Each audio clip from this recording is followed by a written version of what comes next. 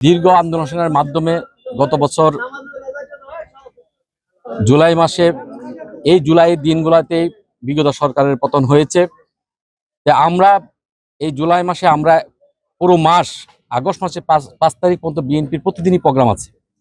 এই প্রোগ্রামের পাশাপাশি আমাদের যে ধারাবাহিক প্রোগ্রামগুলো আমাদের ভারপ্রাপ্ত চেয়ারম্যান, যেটা আপনি জানেন 2023 সালে উনি রাষ্ট্র কাঠামো মেরামতের জন্য 31 দফা দিয়েছিলেন। আমাদের উপর প্রত্যেকটা আসনে বা প্রত্যেকটা এরিয়ায় আমরা যারা রাজনীতি করি তাদের উপর আমাদের উনি নির্দেশনা দিয়েছেন।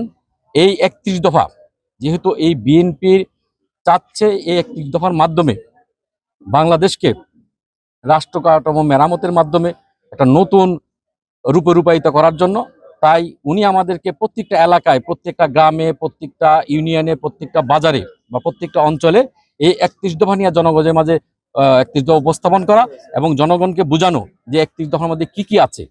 হ্যাঁ, তারা বাংলাদেশের কৃষক, শ্রমিক এবং ব্যবসায়ী, শিল্প কারখানা এই 31 দফাতে কি কি আছে।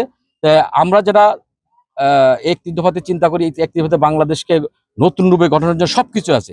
তারপরেও যে কথাটি আমাদেরকে উনি বলে দিয়েছেন, তারপরে এই 31 দফা উপস্থাপনের মাধ্যমে সাধারণ জনগণের কাছ থেকেও মতামত নেওয়ার জন্য, তারা যদি 31 দফা কোনো দফাতে যদি তাদের কোনো মত পার্থক্য হয় বা তারা পরামর্শ দিতে চায়, সেই পরামর্শগুলো লিপিবদ্ধ করার জন্য, লিপিবদ্ধ করে এটা ফাইল আকারে আবার দলের কাছে দেওয়ার জন্য, এগুলা আবার উনি যে আমাদের 31 দফার জন্য একটা টিম আছে, এই টিম নিয়ে বসে এই বিচার বিবেচনা করবে এবং আমরা সারা বাংলাদেশ থেকে জনগণের বা সাধারণ মানুষের মতামত নিয়ে, মতামত মানে একেবারে শিক্ষক, ব্যবসায়ী, মানে শ্রমিক, কৃষক, প্রত্যেকটা পেশার লোকজনের কাছ থেকে মতামত নেওয়ার জন্য বলা হচ্ছে, প্রত্যেকটা লোকের কাছে যাওয়ার জন্য এবং ওই 31 দফা পৌঁছে দেওয়ার জন্য।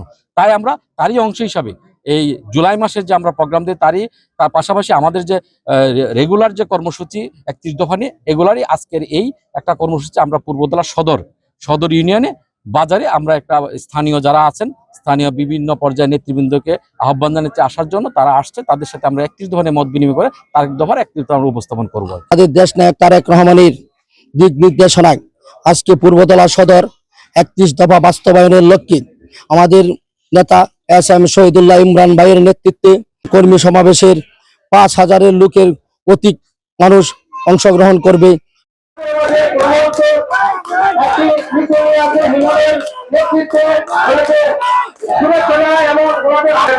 আমাদের মাঝে সমবেত হয়েছেন আজকের এই মিটিংকে সফলমণ্ডিত করার লক্ষ্যে ওনারা ফুলের কুড়াহে একটি বিশাল মিছিল আমাদের মধ্যে এসেছে।